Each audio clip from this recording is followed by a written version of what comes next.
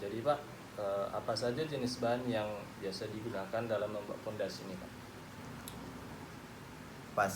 Pasirnya kalau untuk cor itu buat pondasi pasirnya nggak kasar. Ya.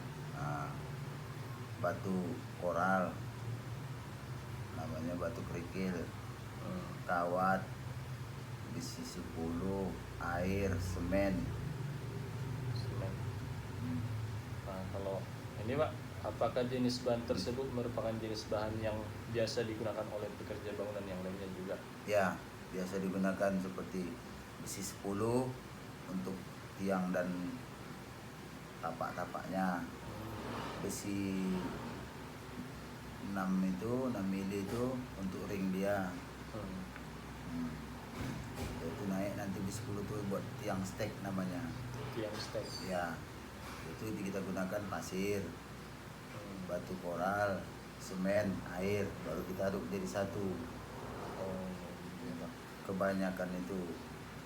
Terus bagaimana memilih jenis bahan yang baik menurut Bapak untuk pembuatan pondasi ini? Kayak pasirnya itu pasir yang seperti Bapak bilang, batunya gitu. Ada. Kalau untuk kekuatan atau jenis bahan yang dia ada versinya beda-beda sih. Ada yang standar, ada yang tidak. Ada yang istilahnya tergantung pesanan orangnya aja, kemauan konsumen dengan menyesuaikan budget. Biasanya kita gunakan untuk ekonomi aja biasa. Kita gunakan pasir, batu koral, kawat, besi 6, sudah itu air, semen. Ada lagi dia istilahnya itu buat tapak itu pakai batu merah itu diisi di dalam sebelum dicor masuk. Batu koral itu ada tambahan, kalau itu untuk lebih kuat lagi, Lebih padat ya. dia lebih padat. Nah, mengapa penting memilih bahan tersebut Pak? Supaya dia itu kan kita meminta itu hanya untuk tapak atasnya aja. Sebenarnya sebelum itu lagi dia ada lagi kekuatan, itu kita butuhkan kayu cerocok. Kayu cerocok. Ya, atau dipeling namanya. Sebelum kita meletakkan tapak itu, kita tor tapak buat pondasi itu kita harus kasih peling dulu. Oh, itu yang biasa ditanam di Ditanam. Setelah itu selesai, baru kita letakkan besi satu petak-petak kecil untuk membuat tapak pondasi. Baru kita cor dengan semen, pasir, batu granit. Ada batu-batu besar, dia batu macam seperti bisa dibilangkan pecahan batu itulah, yang seperti batu merah itu. Oh iya. Terus bagaimana cara menggunakan bahan tersebut Pak agar dapat menghasilkan pondasi yang kuat? Kita harus mengikuti volume ukuran. Volume ukurannya? Ukurannya misalnya dia 30 kali 60 lebar dia, itu 30 tebal dia. Tebal dari pondasi itu? Ya, ketebalan itu. Kalau yang 30 kali 60 itu gimana Pak? 60 itu untuk tapak besarnya. Nanti dia dia setelah petak 60, dia kan ada untuk tiang, itu tebalnya segini tuh besi itu. Ya. 30 cm. Itu yang kita cor. Oh ya, itu yang untuk tiang pondasinya itu ya? Ya, untuk tiangnya pondasi itu dulu supaya pondasinya tidak patah.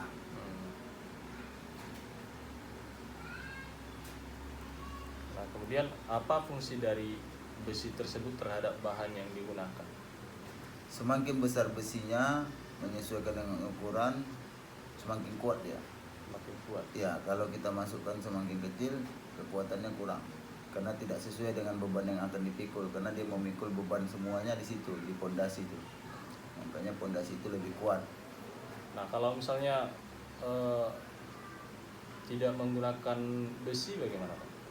Langsung di semen gitu. Apa risiko terhadap bangunan? Bisa sih dibuat seperti itu, tapi dampaknya tidak ada kekuatan. Sepertinya nanti dia suatu saat bangunan itu bisa turun atau tanahnya menguai, nanti dia kan kita gali tuh. Ada nanti itu penurunan. Nah, itu bisa retak langsung. Tapi kalau dengan adanya cerocok itu, adanya tapak besar itu, pakai besi, pakai batu, bangunan itu lebih kuat karena dia sebelumnya sudah dipadatin dulu. Oh, berarti kayak besi itu mengikat beton-beton itu Ya, Enggak? mengikat beton-beton itu supaya satu sama lainnya bisa terkait, Iya. Jadi sekalipun dia retak nggak langsung patah ya. nggak langsung patah. Istilahnya dalam arti kata kalau kita cucukkan jarum gini aja bisa masuk langsung ke bawah, tapi karena dia lebar begini, Iya. jadi dia bertahan. Nah, kemudian bagaimana cara membentuk yang besi-besi persegi itu yang besi-besi tersebut sehingga menghasilkan bentuk seperti kerangka balok. Dia kan kayak balok Oh, tuh bisa. yang dipasang itu. Dia ada alat-alatnya, sudah itu kadang sebagian orang menggunakan seperti kita di perumahan Pinang Mas ini kan, kita buat karena kita sudah biasa menggunakan, kita potong aja yang besi tadi, yang untuk pondasi itu pendek-pendek sekitar 4 inci atau 3 inci, kita pakukan ke kayu balok atau 24. Nah, nanti di situ kita ukur, kita mau buat ringnya berapa, kelebarannya berapa. Misalnya tapak ini tadi, tapaknya 50 kali 50 cm, tebalnya itu 15 cm. Nah, itu kita rangkai. Berarti ukuran dari kerangka balok tersebut disesuaikan dengan lebarnya tapak itu juga. Ya, jadi tapaknya tidak begitu pas, dia harus tidak boleh langsung besi mepet ke tanah. Kita harus kasih spare-nya atau spasinya lah 3 cm supaya besi itu tidak keropos dimakan uap asin itu apa karat itu, dia tidak langsung termakan dengan air, jadi cepat lebih rentan. Jadi kalau terbungkus dengan semen itu dia lama.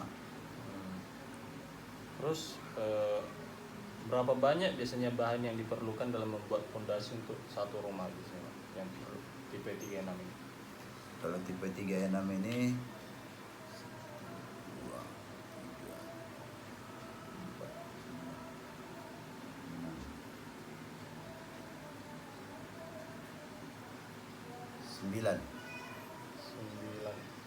9 titik. Itu titik untuk berarti Untuk 9 sudut-sudut baru kita tarik balok panjang. ya, fondasi. 1, 2, 3, 4, 5, 6, 7, 8, 9. Oh, berarti dia tinggal menghitung titiknya itu aja ya, Pak? Titiknya aja. Biar tahu jumlah. Hmm. Kalau untuk jumlah pasirnya, semen biasa untuk satu fondasi itu berapa? Untuk satu pondasi itu biasanya itu hitungannya itu 1 lori biasa kami, karena kami tidak bisa memprediksi pas-pasan gitu, karena ada kebutuhan kadang menyesuaikan tanahnya tidak sesuai dengan apa yang kita prediksi. Ada yang tanah timbun, ada yang berair. Nah, jadi kita biasanya sih pesannya 1 lori, tapi itu pasti lebih. Oh, ya. Patokannya sih setengah lori habis lah. Berarti kurang lebih 1 lori lah. 2 Ya. kubik, ya kurang lebih ya segitulah. Nah, untuk semennya itu biasa berapa sak tuh habis untuk segitu? Biasanya sih kita gunakan itu semennya itu 8 sak sampai 10 sak. 8 sak sampai 10 sak untuk satu fondasi ya. Ya, satu bangunan pondasi rumah. Kalau batunya itu, Pak? Kalau batunya itu biasanya kita gunakan 1 pickup atau setengah lori juga. Dia sama. Sama. Ya. Dari mana kita bisa memprediksi jumlahnya itu segitu? Kita ada hitungannya pakai gerobak. Gerobak ya. Ya, pakai angkong itu. Jadi biasanya sih kita gunakan itu karena kita nggak pakai cor satu gitu. Ya. Kita sudah buat rakit semua, sudah siap dulu, tinggal pengecoran baru kita sekalian banyak pengecornya. Oh, berarti yang Jadi tidak kerjanya satu kali. iya. Berarti gerobak ya jadi Iya. ukurnya. Gerobak bisa, ember bisa. Nah, kemudian bagaimana perbandingan ukuran antara setiap bahan yang digunakan itu, misalnya pasir dengan semennya dengan Kalau untuk pengecoran dia kita gunakan pasir itu kita gunakan biasanya 2,5 gerobak. bak. Nah, batu itu 2,5 atau 3. semennya 1 sak. Semen 1 sak. Ya, Kemudian air. air itu secukupnya. Kita pun tidak boleh terlalu encer, tidak boleh terlalu kental.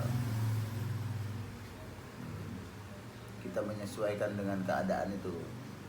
Berarti jumlah dari batu sama pasir sama. Biasanya kita hitung kalau anu itu 5, lebih kurang 5 ember kaleng cat 19 liter itu. Airnya. Ya, Berarti kalau untuk pasir dengan batu kerikil itu tadi jumlahnya sama ya? beda. Beda. Biasanya kita banyakin batunya sih.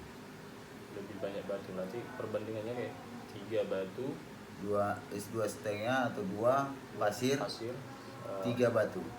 Satu sak semen.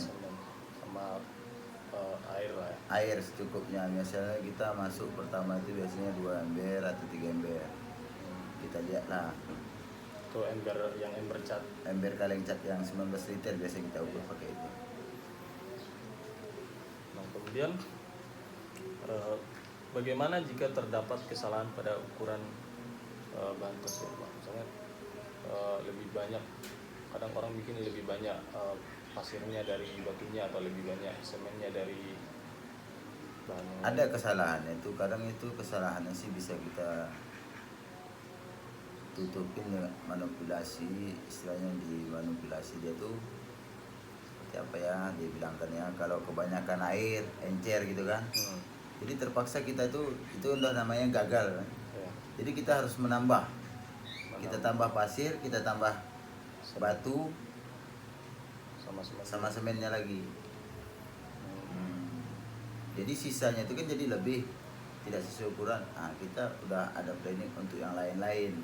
Jadi makanya kalau gagal dalam pengecoran itu pas kita mengecor di situ aja sih. Cuman harus ditambah semuanya. Pokoknya untuk menyesuaikan standarnya balik. Berarti dia itu kayak sebanding ya, kalau misalnya airnya terlalu banyak maka bahan yang lain juga harus dibanyakin gitu. Ya, seperti pasirnya atau batunya. Kadang kalau dia terlalu banyak pasir kan dia tak nampak batunya. Iya. Nah, jadi dia lebih cepat retak. Tapi kalau banyak batunya lebih bagus. Semen itu sifatnya mengikat. Nah, kemudian bagaimana cara mengukur bahan tersebut? Itu kayak yang tadi Bapak bilang, berarti yang pakai gerobak itu ya? Ya, Gerobak. itu pakai gerobak 2,5, 3 batu. Air itu secukupnya lah, minimal kita bawa itu paling tidak 5 ember lah atau 4 ember lebih kurang.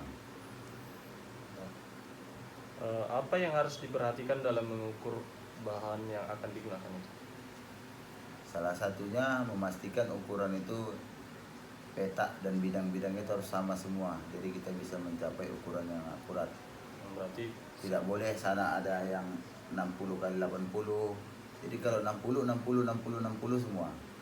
Kalau titiknya itu ya? Iya, titiknya itu kalau udah di baloknya itu dia tetap 15 15 20 15 20 semua panjangnya. Karena kita kan sudah dikasih mal dengan kayu tadi sama batu tadi, kita bengkok pakai bersih, ada alat khusus untuk bengkok. Itu kalau yang baloknya itu 15 kali 20 ya? Ya, Nah, apa pengaruh ukuran bahan terhadap ketahanan fondasi tersebut? pengaruhnya banyak karena fondasi itu tumpuan awal. Jadi semakin besar dan semakin kuat fondasi dibuat di bawah, jadi beban yang di atas tidak pengaruh untuk dipikul. Itu aja sih. Jadi dia lebih tahan lah Lebih beban yang semakin dia besar semakin kuat. Tapi walaupun besar dia ada aturannya, jangan istilah terlalu besar tidak sesuai dengan beban yang dipikul atau kelebarannya. Dibutuhkan kerapiannya juga lah untuk itu. Nah, biasanya dia ada perbandingannya tak Pak? Berapa kalau untuk ketinggian fondasi ketinggian bangunan segini, berapa kedalaman fondasi yang harus digunakan? Ada. Itu gimana tuh Pak? Ya seperti standarnya tadi yang kita bilang tadi untuk TP36 itu kita ketebalan besinya 30, berarti dia 15 besinya 30 cm itu ketebalannya, karena 15 itu harus tertutup. Jadi dia dikasih 7,5 atas 7,5 bawah, 3 cm kiri kanan. Jadi besinya ketutup dengan semen tadi. Gitu ya, Pak, ya. Nah kemudian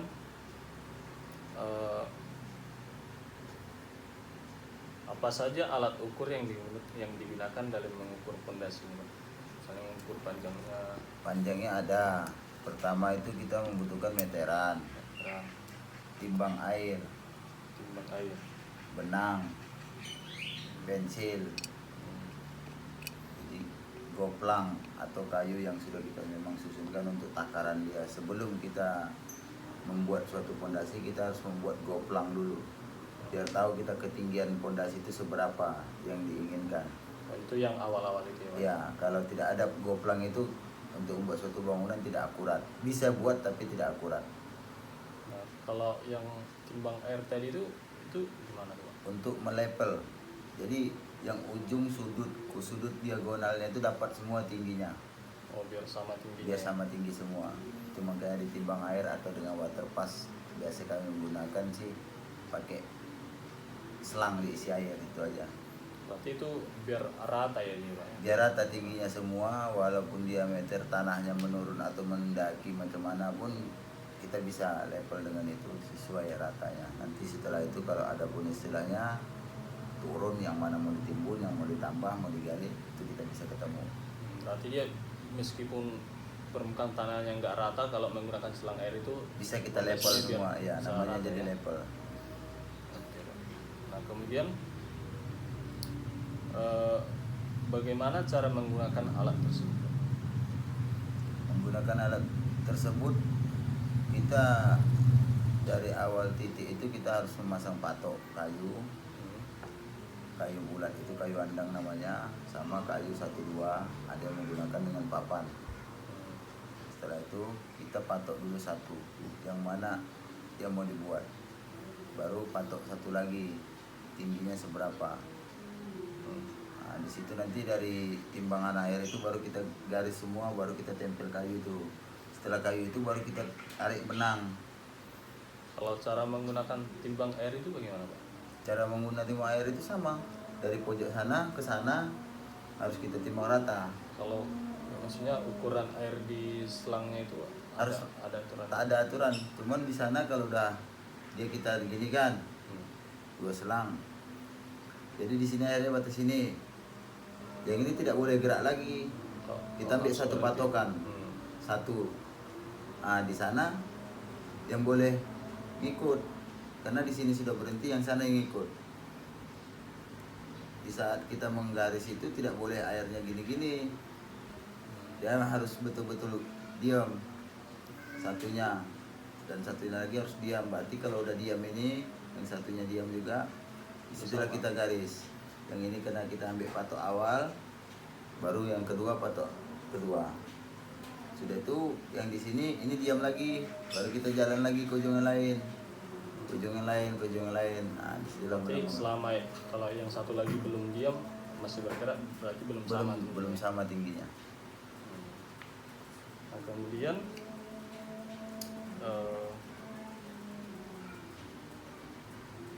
mengapa harus menggunakan alat tersebut, Pak? Apakah ada alat yang lain juga yang sejenis yang bisa digunakan?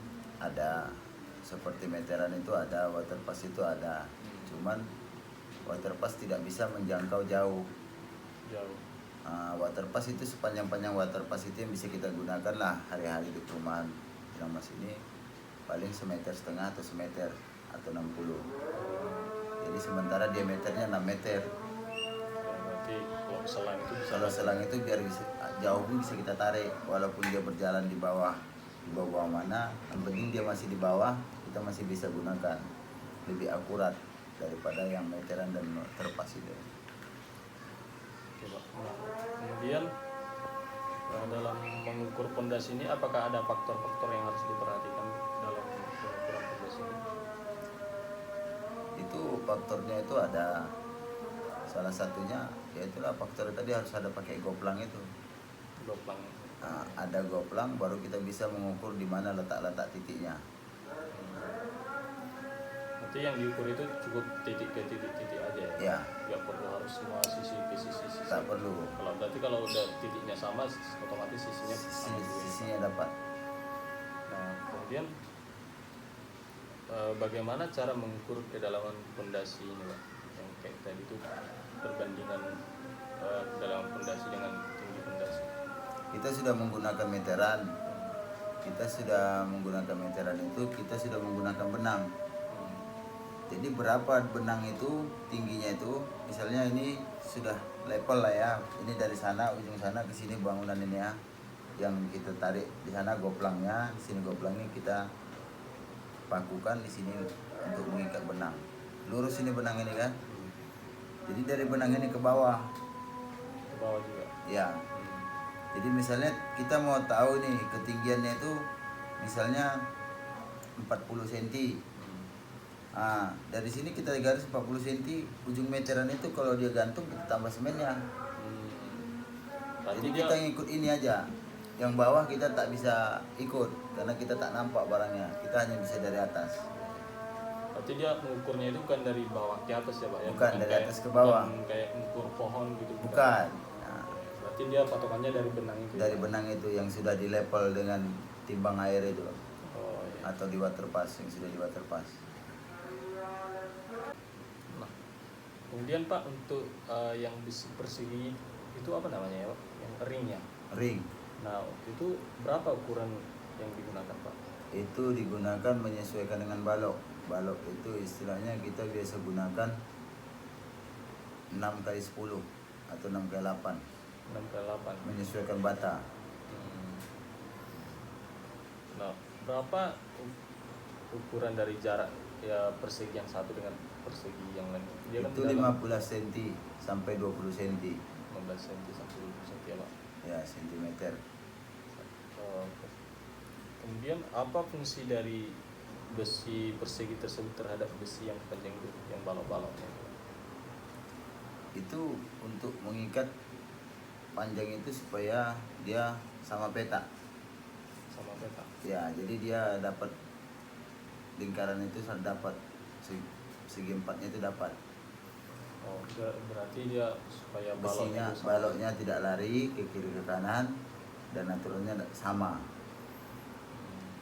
Terus itu ada fungsinya juga nggak, Pak, untuk Ada fungsinya untuk mengikat besi balok yang 4 batang itu, karena kalau tak ada itu tidak bisa mengikat besi. Bisa diikat kalau jaraknya terlalu jauh dia bengkok-bengkok.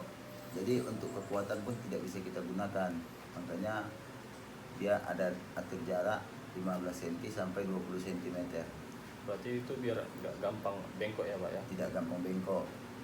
Nah, misalnya bagaimana cara menentukan berapa jumlah besi ring tersebut yang digunakan dalam satu balok itu, Pak?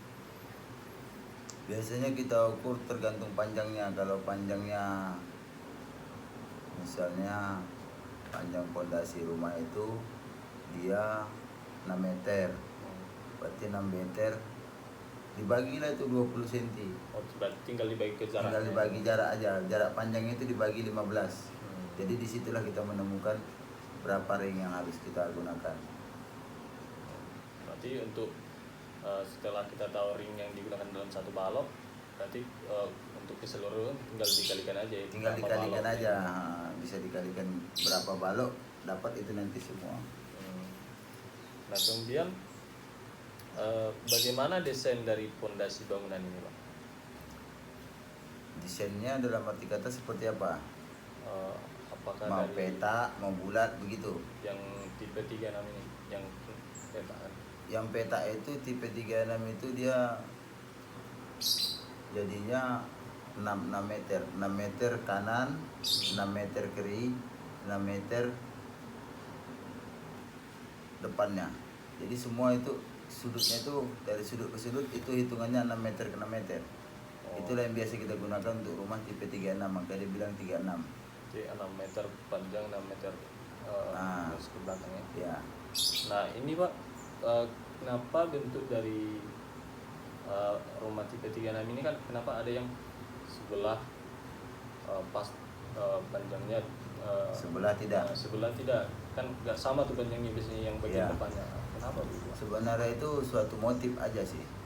Motif aja. Ya motif untuk kamar dan motif untuk mempercantik suatu bangunan lah. Hmm. Nah, jadi seninya lah. Kalau dia dihitungkan seperti rata gitu, standarnya kan 3x3, itu biasanya seperti rumah kampung kata orang, bukan rumah perunas. Makanya rumah perunas itu kamarnya dilebihkan 50 cm. Oh berarti kalau yang agak pendek itu dia tetap 6, tapi yang ini dilebihkan gitu ya Pak? Dilebihkan. Tapi itu kalau dia walaupun dilebihkan, dari awal kita sudah susun pondasinya. Nah, Berarti itu motif aja ya Pak ya? motif dan istilahnya bentuk sisi bangunan seperti itulah. Nah kemudian apakah desain yang berbeda akan menghasilkan ketahanan yang berbeda juga Pak? Apakah ada makna dari desain tersebut? Semua itu ada fungsi dan maknanya, ada bentuk pondasi pun beda. Kita macam mana pun istilahnya bentuk lekuknya, depannya itu titik tapak pondasinya tetap kita hitung. Nah, jadi kita dari awal itu harus komitmen seperti apa bentuknya di pondasi, itulah yang menentukan.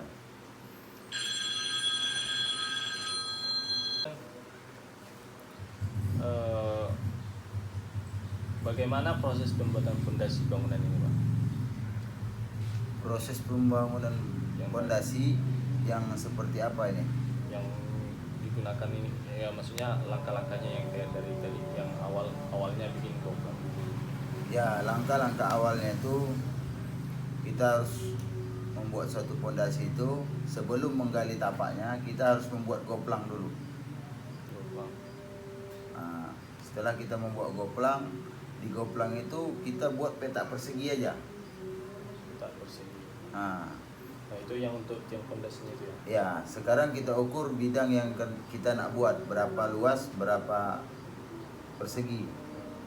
Jadi goplang itu fungsinya, itulah yang nanti tempat kita mengukur titik-titiknya di mana, pakai dan menggunakan benang.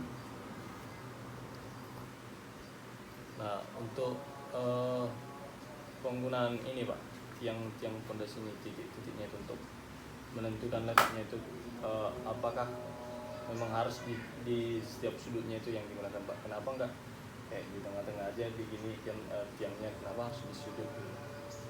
Semua itu harus di luar dulu. Dia misalnya bangunannya 6 meter kali 6 meter ya luasnya ya. Jadi kita buat goplang itu lebihkan dia 1 meter. Lebihkan. Nah, jadi dia 6 meter kali 6 meter, kita harus 7 meter kali 7 meter.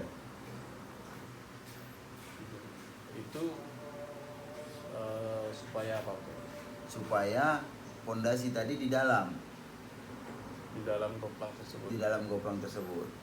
Oh berarti goplang itu bukan ukuran dari pondasi itu, bukan ya Pak? Bukan. Boleh saya tuliskan dulu? Saya gambarkan tekniknya. Gak apa-apa, ngerti maksudnya kayak gini kan, di situ nanti di siku benangnya itu yang jadi pondasinya kan? Iya. Nah maksud aku tuh Bang, ada tak fungsi kenapa pondasinya itu tiang pondasi itu kayak digunakan di titiknya itu terhadap ketahanan pondasi itu gitu? Maksudnya bagaimana? Kan dia kan tiang pondasi biasanya digunakan di sudut-sudut gini kan? Ya. Sudut habis itu apakah itu akan menjadi tanda terhadap bangunan itu sebagai batas-batasnya atau bagaimana? Iya, itulah patokannya. Tiang-tiangnya itu ya. Iya. Nah, kemudian ini Pak, kata orang kan kalau beli rumah itu kita harus lihat ke belakang, kita harus memandang rumah itu apakah ada pohon, itu ada mitos-mitos kayak gitu tuh Pak. Ini kalau untuk mitos maksudnya kita lihat pohon macam mana? Yang kata orang kalau kita pandang lurus sampai ke belakang kalau ada pohon ya bagus tuh katanya. Oh, dia begitu, bukan. Sebenarnya secara logika wajar nggak istilahnya depan pintu rumah kita letak pohon. Kita mau lewat menghalang nggak pohon ini? Menghalang. Nah, itu aja logikanya. Berarti bukan karena Bukan. sial ya Pak, ya. Itu kan kalau misalnya kamu mau lewat sini, tiba-tiba ada benda di sini tak bergerak, sementara kamu masuk sini, menghalang nggak? Ya, ya, betul. Nah, itu aja sih logikanya. Kalau untuk hal-hal lain nggak ada. Nggak ada Pak ya. Tak ada. Nah, biasanya Pak, berapa banyak waktu yang Bapak butuhkan untuk membuat pondasi ini? 1 minggu, 1 minggu. ya 7 hari. Pengukuran itu setengah hari, goplang itu. Lalu Nah, setengah harinya lagi kita bisa memastikan titik-titiknya, pembahasan titik-titiknya. Setelah ketemu titik-titiknya kita tandain, baru besok kita mulai penggalian. Penggalian bisa 1 hari tembus, bisa 2 hari. Karena dalam arti kata gitu, dia nanti istilahnya tergantung tanahnya keras apa lembek. ya. Bidangnya itu juga. Semakin lembek semakin cepat. Kalau semakin keras berarti kita harinya akan bertambah. Nah, itu aja sih.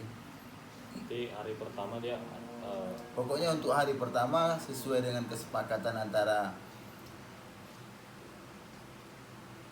yang membuat rumah dan si punya rumah yang akan dibuat sudah sepakat, kita turun ke lapangan, sudah, itu sudah tidak mau tahu lagi yang punya rumah. Kita karena sudah berpatokan dengan pembicaraan goplang tadi. tapi boleh dijelaskan nggak Pak, hari pertama, hari kedua, hari ketiga sampai hari ke ini apa aja prosesnya? Sepertinya Kan tadi Bapak bilang kan biasa dalam membuat fondasi satu rumah itu kan butuh waktu 1 minggu gitu. Nah, dia di hari pertama ngapain, hari kedua ngapain, hari ketiga, hari keempat, hari kelima sampai itu tadi saya bilang 1 hari untuk pembuatan goplang, ya. kedua. Yang kedua 1,5 hari itu biasanya kita menggali lubang itu paling lama 1 hari lah, 1,5 hari untuk gali tapak-tapak titik itu dulu. Yang besoknya kita itu kalau memang lebih cepat, setelah kita menggali itu kan tidak dalam, kita bisa merakit besinya. Jadi hari ketiga ya. Ya, dia bisa langsung ke 2 harinya, setengah hari, bisa merakit besi, bisa karena sebagian orang kan kita kan tidak sendiri yang bekerja, kita sudah ada bagi-bagiannya. Misalnya kita biasanya membutuhkan 3 orang. Mungkin hari Selanjutnya hari itu dia kita merakit besi, ya. Itu bisa dengan sampai 4 atau 3 hari itu sudah besi, ya kan. Nah, yang ke-5 harinya kita memasukkan itu satu persatu ke lubangnya, atau kita cocok dulu pakai kayu itu semua. Nah, biasanya kita cocok dulu, cerocok dulu, baru kita letakkan tapak-tapaknya. Karena kita kan biasanya kan buat kan 1 minggu, kadang kan ada hujan, ada enggak, kan itu yang cuaca alam kita tidak bisa prediksi. Biasanya kalau si anunya lebih kurang itu 7 hari lah, ada siap atau 6 hari. Biasanya begitu. Setelah itu langsung cor ya. Karena setelah itu kita cor, kita biarkan, tidak boleh kita ganggu dulu. Kita diamkan 1 hari. Kemudian dalam fondasi ini Pak, ada nggak peraturan kayak menghadap kemana gitu rumahnya dibuat? Berapa jarak dari jalan kalau rumah? Ada. Ada. Itu gimana Pak? Biasanya jalannya itu 3 meter. Bahu jalan itu ada yang 50 cm, ada yang 1 meter. Dari 1 meter itu ada parit. Bahu jalan 1 meter itu ada parit depan rumah dan di belakang rumah. Itu memang wajib harus ada ya Pak. Wajib harus ada. Di belakang rumah satu, di depan rumah satu. Jadi, berarti pengukuran untuk rumah itu dibikin dari batas parit itu ya Pak. Sebelum batas parit itu rumahnya dulu yang diukur. Rumahnya. Oh, rumahnya dulu yang diukur. Karena biasanya sih kita sudah menggunakan, ada perumahan itu paritnya terakhir, cuman dikasih patok aja. Oh. Nah, Yang dikasih udah patok. ada ukuran. Udah ada ukurannya semua. Nah, biasanya yang perumahan Pinang Mas ini Pak, berapa biasanya jarak dari paritnya itu ke rumah? Itu biasanya sih Jadi tergantung pemilik rumahnya nanti iya, mau merehab lagi. mau merehab seperti apa. Standarnya itu sih. Oke Pak, itu aja mungkin wawancara tentang pembuatan tugas ini dari kami Pak. Terima Oke. kasih atas waktunya, Ya, informasi yang diberikan. sama-sama, semoga bermanfaat.